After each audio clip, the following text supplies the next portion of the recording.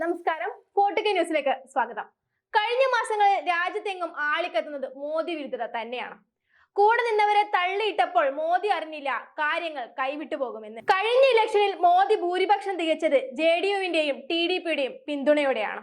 മോഹന വാഗ്ദാനങ്ങൾക്കൊടുവിലാണ് ഇരു മുന്നണിയും NDAയിലേക്ക് ചേർന്നത്. എന്നാൽ ഈ വാഗ്ദാനങ്ങൾ ഒന്നും തന്നെ പാലിക്കപ്പെട്ടിട്ടില്ല എന്ന് തന്നെയാണ് യാഥാർത്ഥ്യം. പ്രധാന ഭരണസ്ഥാനങ്ങൾ നൽകാമെന്ന് പറഞ്ഞ് മോദി ഒന്നും തന്നെ നൽകിയതുമില്ല. ഭരണം മോദിയുടെ കൈവെള്ളയിലായപ്പോൾ വെറും നോക്കുകുത്തികളായി മാറുകയായിരുന്നു ഇരു മുന്നണികളും. NDA ചേർന്നതിന് ഇപ്പോൾ ദുഃഖിക്കുകയാണ് അവർ.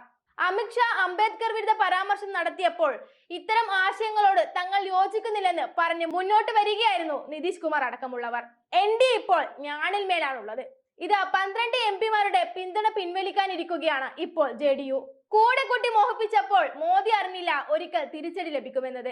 ഒരു രാജ്യത്തെ എക്കാലത്തും തന്റെ കൈക്കുള്ളിൽ ആക്കാമെന്ന മോദിയുടെ അമിത ആത്മവിശ്വാസമാണ് ഇവിടെ തകർന്നടിയുന്നത്. അത്തരത്തിലുള്ള ചാണക്യ നീക്കങ്ങളാണ് നിതീഷും ഇപ്പോൾ നടത്തിക്കൊണ്ടിരിക്കുന്നത്. ഭരണഘടനയിൽ ഭേദഗതി വരുത്തുമെന്ന് ഘോരഘോരം പ്രസംഗിച്ചപ്പോൾ അമിത്ഷാ അറിഞ്ഞില്ല 8ന്റെ പണിയാണ് പുറകെ വരുന്നതെന്ന്. BJPയുടെ അടിതെറ്റുകയാണ് ഇവിടെ. BJPയുടെ ഒരു നീക്കങ്ങളും അത്ര കണ്ടങ്ങ് ശരിയാകുന്നില്ല. അത് മോദിയും മനസ്സിലാക്കിയിരിക്കണം.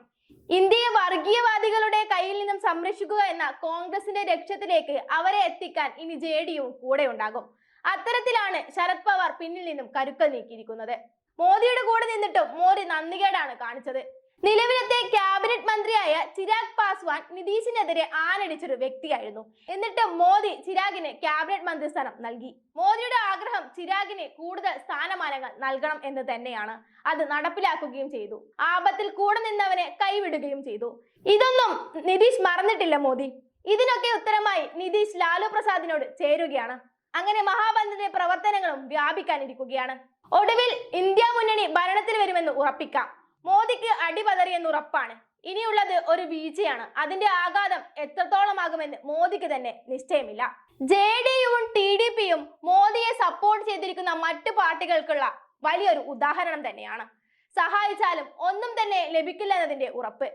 മോദി ഭരണം ഇതാ അവസാനിക്കാനിരിക്കുകയാണ്. ഇനി ഇന്ത്യ മുന്നണി രാജ്യത്ത് സമാധാനവും സാഹോദര്യവും ഉറപ്പിക്കുമെന്നത് ഉറപ്പാണ്.